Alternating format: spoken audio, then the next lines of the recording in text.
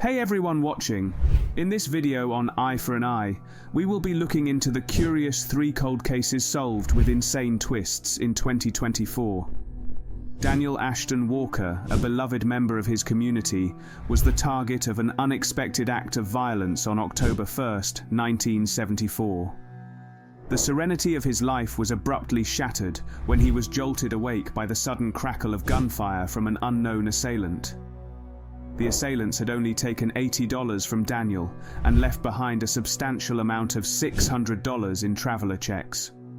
The circumstances became even more mysterious when it was discovered that the assailants had not taken Daniel's motorcycle stereo system or luggage stored in the back of his van. The detectives dedicated themselves to uncovering any clues that might shed light on the identity of the mysterious attacker. As they delved into the investigation surrounding Daniel's unfortunate death, their first theory pointed towards robbery as the potential motive. Yet, as they gathered more information, strange details began to surface, raising questions about this initial assumption.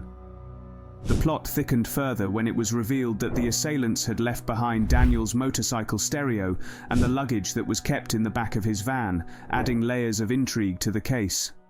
The remote location of the crime occurring along a desolate stretch of highway further complicated the case.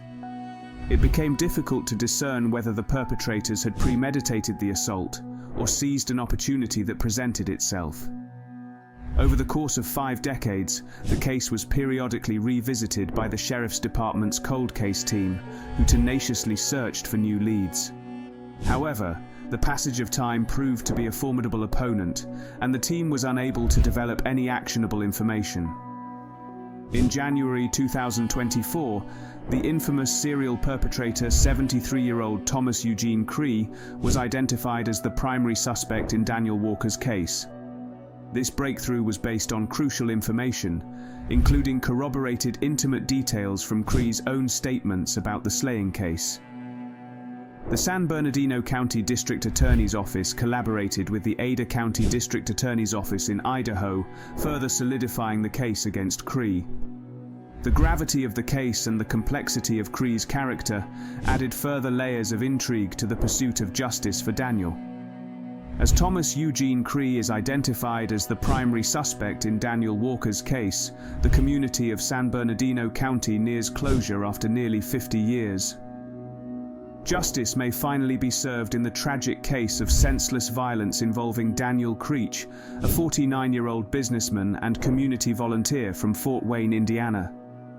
Daniel's brother, Doug Walker, self-published a book on Amazon titled Daniel, My Brother: Mystery in the Mojave, which devoted 2 chapters to his brother's character. The San Bernardino County District Attorney's Office has not announced whether they plan to extradite and prosecute Creech, but Doug Walker believes justice does not necessarily include executing Creech. Robert Scott Parrish, a respected businessman and community volunteer, was a well-loved figure in Fort Wayne, known for his entrepreneurial success and extensive volunteer work with local organizations.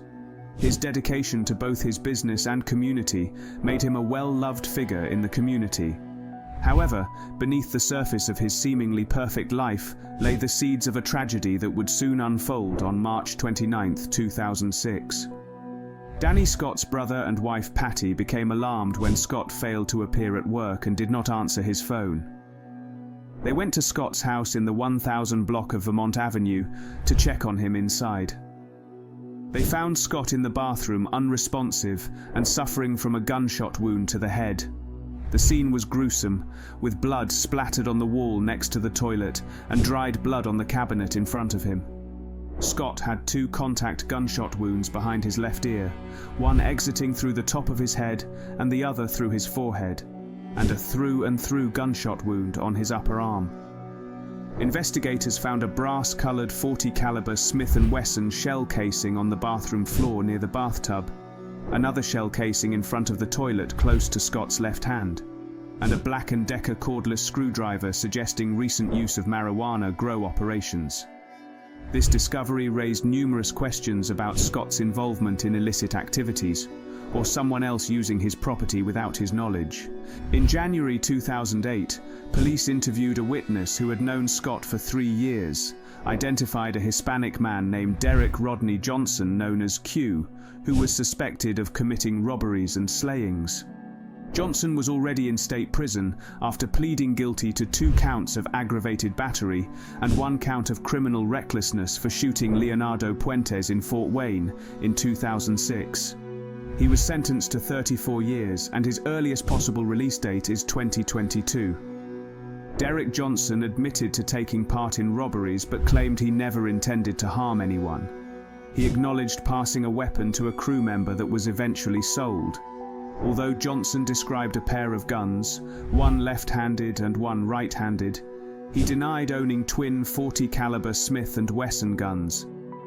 Investigators confronted Johnson with a previous confession where he admitted to carrying such guns and being armed during transactions. Initially unsolved for 18 years, the case saw progress in 2024 with new evidence leading to charges against Johnson. Johnson confessed to shooting Scott in the head during a marijuana grow operation in Scott's basement. Meanwhile, the disappearance of Dylan Rounds, a 19-year-old farmer from Idaho, had the community wondering about his fate. Known for his love of the outdoors, Dylan suddenly vanished. His boots were found with DNA evidence linking a squatter named James Brenner to the case. Dylan's phone records revealed activity at a remote property in Lucina near his farm, with Brenner cleaning a gun stained with Dylan's blood.